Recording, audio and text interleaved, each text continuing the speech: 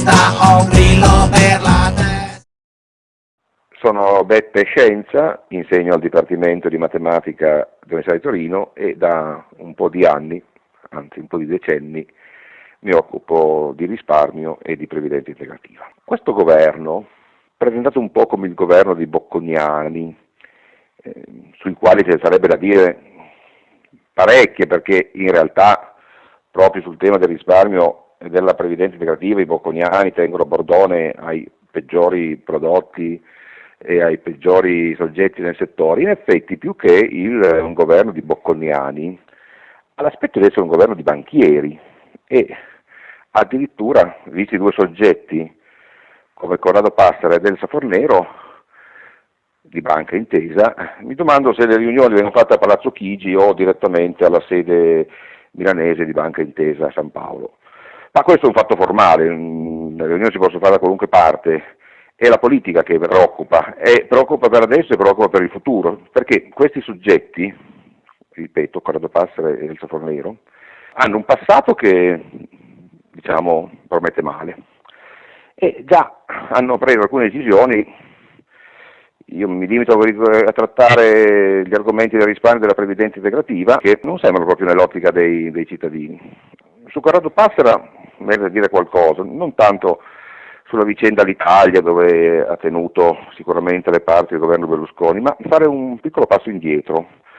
Lui fu messo a capo delle poste nel 1998, ci rimase fino al 2002. Sicuramente sanò il bilancio delle poste, questo è vero, Passera non è uno stupido, va sicuro.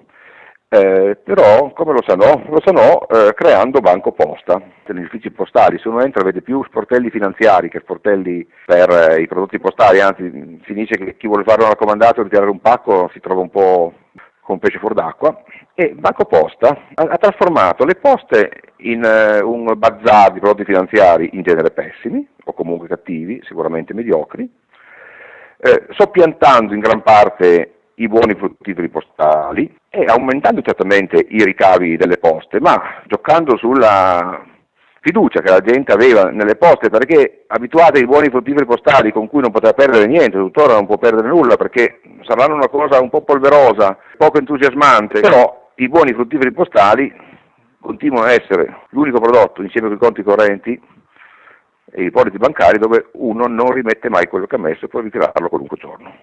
Ecco, invece sono soppiantati di tutto e di peggio, cioè obbligazioni strutturate, fondi pensione, fondi comuni, polizze vita, tutto questo vendono adesso le poste, grazie all'opera di Corrado Passera e alla sua creazione di Banco Posta, per cui, come dire, già questo passato non è bello. Nel 2002 Passera lascia le poste e va a Intesa San Paolo.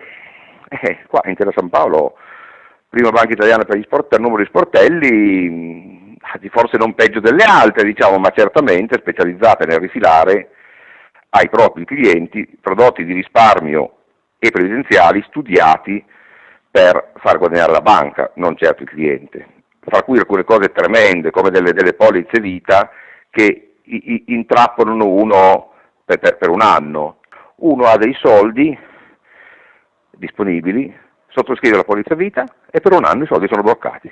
Bello, carino questo, eh? Bene, sono prodotti di Intesa San Paolo e anche di altre banche. Quindi da dove viene Passera, insomma, sappiamo, e quindi la cosa crea qualche perplessità, e quella perplessità che viene confermata da una delle prime cose bandierata come una norma anti-evasione della lotta al contante.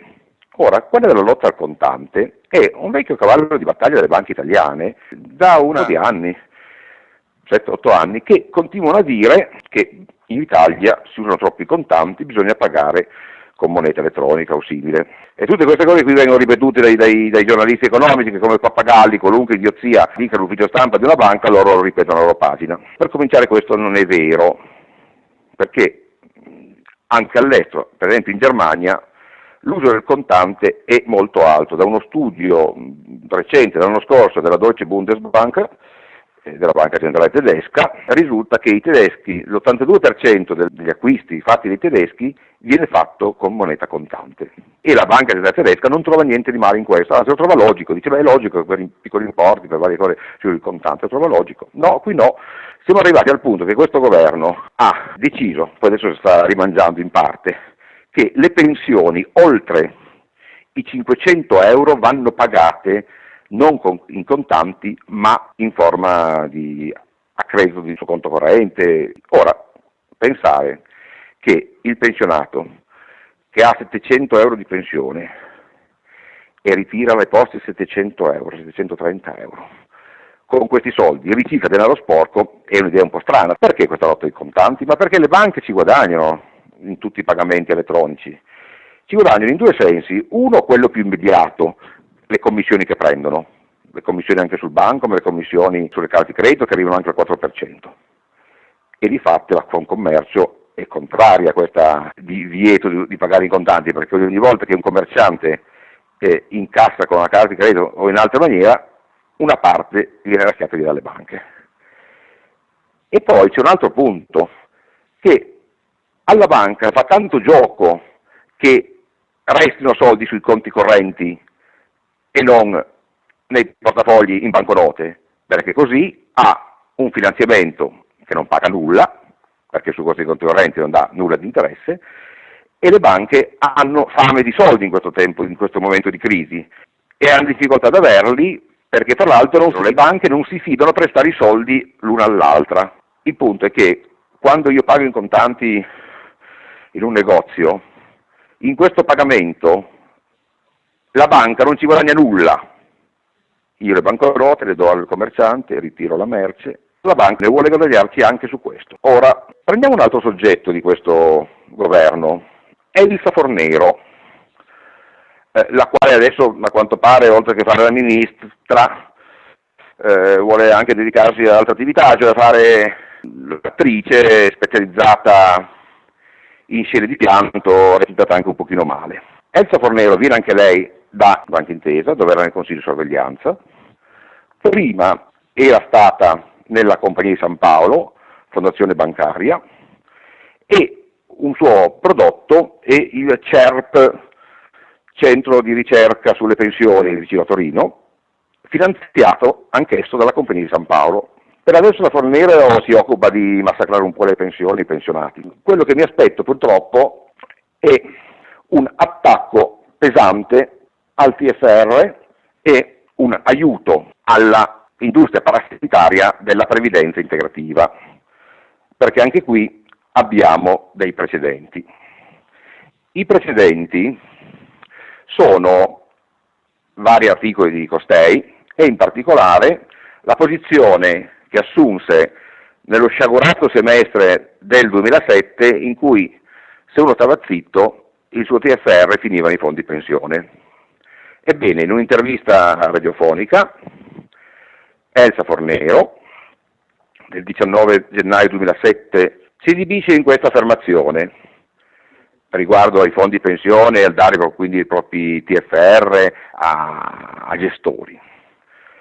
La cosa importante è che noi abbiamo un buon mercato che funziona bene, che ha operatori professionali, che ha una buona legge sul risparmio, ha trasparenza, ha anche professionalità e correttezza.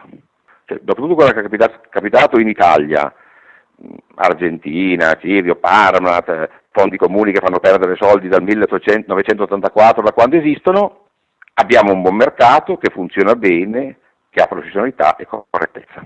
Ma non è finita, perché poi, riguardo alle perplessità di qualche ascoltatore sul fatto che magari mettere il TFR nei fondi pensione poteva anche essere rischioso, la grande economista si esibisce una invocazione accurata che ha anche una profonda analisi della situazione.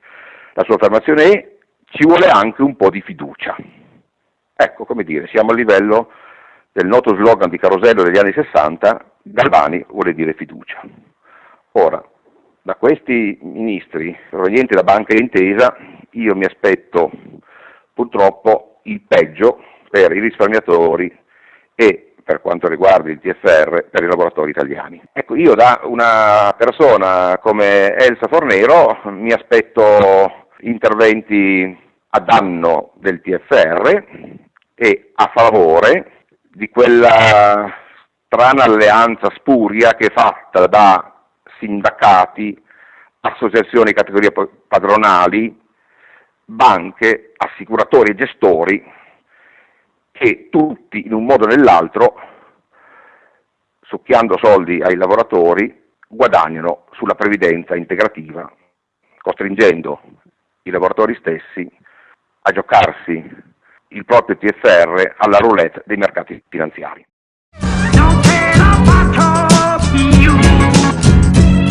On